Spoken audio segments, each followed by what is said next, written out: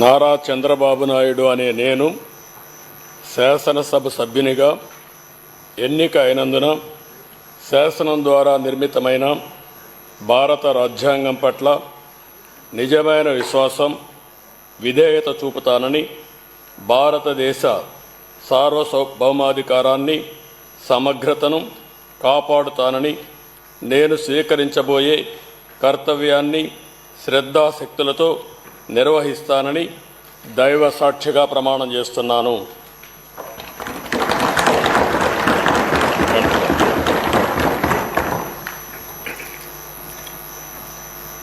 ఆంధ్రప్రదేశ్ శాసనసభ సభ్యుడైన నారా చంద్రబాబు నాయుడు అనే నేను సభ నియమాలకు కట్టుబడి ఉంటానని, వాటిని అనుసరిస్తానని, సభా మర్యాదలను పాటిస్తానని, సాంప్రదాయాలను గౌరవిస్తానని దైవ సాక్షిగా ప్రమాణం చేస్తున్నాను.